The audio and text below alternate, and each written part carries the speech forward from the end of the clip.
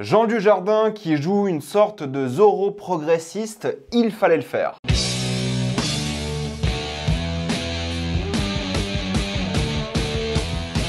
Zorro. Comme d'habitude, jusqu'à la minute indiquée dans le titre de la vidéo, il n'y aura pas de spoilers, que vous êtes tranquille, après on va tout spoiler. Zorro est donc l'histoire de Zorro, mais qui est cette fois-ci retraité depuis une bonne vingtaine d'années. Et oui, en effet, il a arrêté de porter le costume, sauf que son droit familial est d'hériter des clés de la ville et donc devenir le maire de Los Angeles qu'il va devoir gérer en même temps que sa nouvelle vie de combattant, de criminel. La nouvelle série Zorro est sortie aujourd'hui sur Canal+ ou Paramount+, ça dépend quel abonnement vous avez, mais moi je l'ai regardé donc via Canal avec l'abonnement Paramount inclus, mais pas tous les abonnements Canal ont Paramount inclus, faudra vérifier par vous-même. Et les 3 premiers épisodes sont sortis, il y en aura 8 et ils sortiront chaque semaine à partir de maintenant, tous les vendredis. Et c'est assez intéressant parce que nous n'avions pas eu de contenu Zorro depuis très longtemps en théorie, ou quasiment pas ces 15-20 dernières années. Moi j'ai grandi avec les films Zorro de l'époque, avec évidemment Antonio Banderas, pour moi les 2 films sont cultes, faudrait que je les revoie aujourd'hui voir s'ils sont vraiment bien, mais voilà, pour moi ils sont cultes.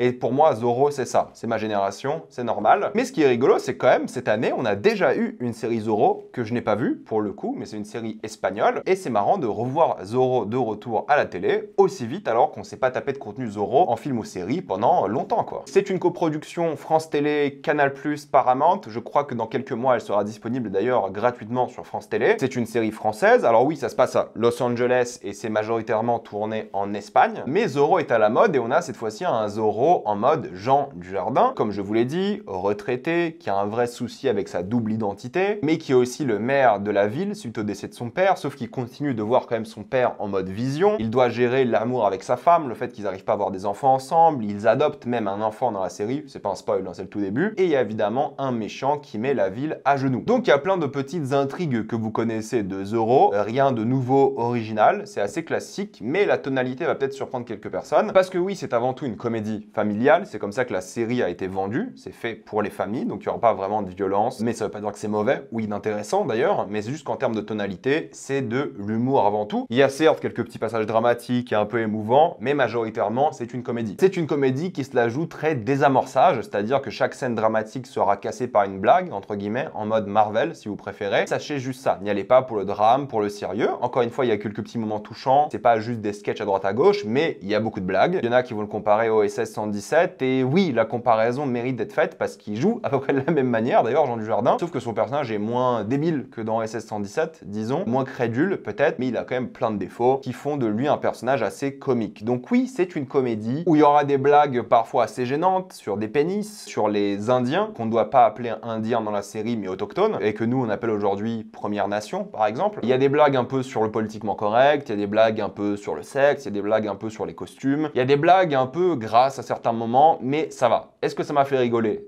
Personnellement, pas vraiment. J'ai trouvé ça divertissant, mais sans plus en termes d'humour. Est-ce que ça m'a gêné à certains moments et je trouve que ça en faisait des caisses? Oui. Et est-ce que la série est plutôt destinée aux gamins et à la famille? Oui aussi. Mais ce qui est intéressant, c'est que même s'il y a une tonalité que je trouve parfois assez désagréable et pas drôle, et ils en font un petit peu des caisses, genre ils forcent sur des blagues qui marchent pas d'après moi et qui sont très enfantines, il y a quand même, de manière assez intéressante, pas mal d'action. Ça reste aussi une comédie d'action, je dirais. De l'action plutôt bien filmée, plutôt bien mise en scène, et ça se ressent qu'il y a pas mal de budget. Je pense qu'il compte beaucoup sur le succès de cette série en France, parce qu'en vrai, les combats sont assez rigolos, genre en mode fun, et ils s'amusent clairement avec le concept, que ce soit les nombreux ennemis que va affronter Zorro, que ce soit la manière dont il utilise son épée, la cape, le feu, la manière dont il va monter sur des tables, il va danser. Il y a, on va dire, une scène d'action par épisode pour l'instant, et chaque scène d'action est bien, et d'épisode dans l'épisode, la scène d'action devient meilleure, et je trouve qu'ils se sont complètement éclatés. Tu vois les cascades assez sympathiques, ils ont de beaux décors d'action aussi, je trouve. Ils ont bossé l'action, et ça fait plaisir, elle est fun, elle est dynamique, il y a une mise en scène plutôt convenable, rien de spectaculaire, mais pour ce genre de série vraiment comédie, parfois un peu lourde, c'était plutôt cool. C'est dynamique, il y a des enjeux. Alors oui, peut-être, surtout dans l'épisode 3, Zorro est un peu trop puissant, mais il joue sur ça, justement. Donc en vrai, l'action est pas mal, et j'étais étonné parce que la série a pas mal de gueule. Alors oui, il y a des décors naturels, certes, qui sont pas mal, c'est censé être LA, mais en gros, c'est tourné en Espagne, mais tu vois pas vraiment la différence. Il y a une photographie qui est assez léchée, pour le coup, que ce soit en extérieur, dans les décors qu'ils ont construits, les beaux bâtiments, ou les endroits dans lesquels ils ont tout simplement filmé, mais en plus de ça, il y a un éclairage assez sympathique qui est souvent éclairé à la bougie, parce que voilà, c'est 1820, et ça rend bien. Il y a un vrai contraste, une profondeur de chaque scène, c'est franchement pas mal du tout. Tu vois qu'il y a le budget, c'est assez joli, les seules critiques que je peux faire au visuel, c'est un peu les passages de nuit que je trouve trouve pas terrible. Ils auraient peut-être dû jouer sur la nuit américaine ou un truc comme ça, mais franchement ça va. Je m'attendais pas à autant de qualité d'action et visuelle pour une comédie qui est pas très sérieuse. Mais en réalité, ils ont bossé quoi. Même le générique est plutôt sympathique, ça donne envie d'aller à l'aventure et t'es plongé dans l'ambiance de manière vraiment efficace. J'étais vraiment étonné et surpris à quel point les 3 épisodes sont passés plutôt vite. C'est 35 minutes à chaque fois, du coup ça passe vite, certes. Il y a certes certaines scènes qui marchent un peu moins bien parce que l'humour parfois est un peu lourd et il force dessus, mais globalement, l'intrigue avance constamment dans ces 3 épisodes. Il y a même un cliffhanger de fin du 3e qui donne envie de voir la suite. Ça parle de thématiques sérieuses, comme le consentement à l'impôt par exemple, surtout au Far West, disons, la colonisation et même comment on traite ces fameux autochtones, la justice, est-ce qu'il faut faire justice par soi-même, la séparation des pouvoirs, d'ailleurs il y a des blagues assez rigolotes sur ça. Il y a quand même un fond très humain, assez touchant, réfléchi, et c'est pas une série qui a été faite, tu vois, à l'arrache. Ils ont vraiment voulu faire une bonne série. Est-ce que ça marche tout le temps? Non, parce que la tonalité est pas incroyable. Il y a des acteurs qui se sont joués un petit peu, surtout les acteurs secondaires, mais les principaux font le taf. Et certaines blagues sur les impôts et autres vont peut-être parfois être un peu lourdes et un peu répétitives, mais globalement, c'est pas mal. Est-ce que c'est original ou fondamentalement intéressant? Non. Est-ce que ça déconstruit le mythe de Zorro ou même ça en est un hommage? Pas vraiment non plus. C'est juste une nouvelle adaptation, rigolote, mais fait avec pas mal de qualité. Et tu vois que les acteurs sont impliqués,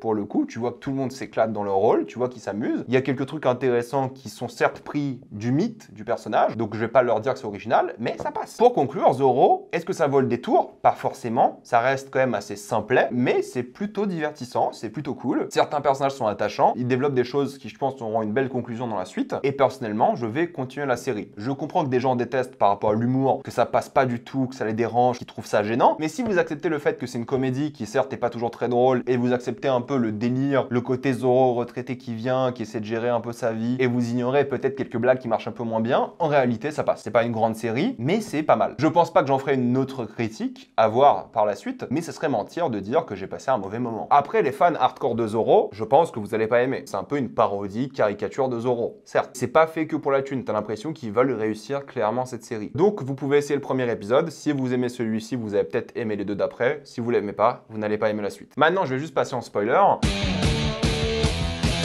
Rapidement, juste pour dire qu'en fait, j'aime bien les 3 intrigues qui se dressent. C'est la Zorro évidemment, sa double identité, le fait qu'il a du mal à avoir une vie de couple, il a du mal à avoir un enfant avec sa femme, qui fait forcément du mal à sa femme de une, mais surtout que son alter ego est un meilleur amant que lui-même à sa femme, ce qui est assez rigolo, parce que lui, il le voit pas comme ça, mais elle le voit comme ça, donc c'est sympathique, mais bon, c'est la thématique classique, quoi. J'aime bien le fait que son père soit encore présent, il y a un truc un peu schizo et les blagues qui font dessus, je trouve qu'elle marche plutôt bien, surtout dans les moments où il est censé être un peu excité par rapport à sa femme et tout, je trouve que c'est rigolo. Et le combat moral qu'il a entre lui être quelqu'un qui est important politiquement et qui doit assumer et vouloir reconstruire la ville, parce que tu vois, il a de bonnes intentions. Il n'arrive pas à se faire écouter. Par contre, lorsqu'il est Zorro et il fait des choses illégales et il fait sa propre justice, là, il est apprécié. Et c'est justement ce parallèle-là qui est plutôt bien fait. C'est lui qui doit gérer toutes ces choses-là. La ville, son alter ego, sa femme, son enfant adopté, son cercle social, comment il gère par rapport à son ennemi qui utilise la loi, entre guillemets, pour faire du mal à la ville et qui pense qu'à ses profits. Comment il fait par rapport à sa femme qui n'arrive pas à enfanter, qui a du mal à gérer son nouvel enfant adoptif, qui se sent pas socialement accepté et à l'aise dans ce cercle social. Et leur enfant, évidemment, qui lui trouve une nouvelle vie loin d'une famille qu'il n'a pas aimée, mais lorsqu'il voit comment cette famille est traitée, il commence à avoir des regrets aussi. Il se rend compte qu'il a rejoint les oppresseurs. En voulant sortir de sa pauvreté, il oppresse lui-même aujourd'hui. Donc c'est pas mal en vrai. Rien de nouveau, rien de spécial, mais j'ai bien aimé et je vais regarder la suite chaque semaine, je pense. Une demi-heure par semaine.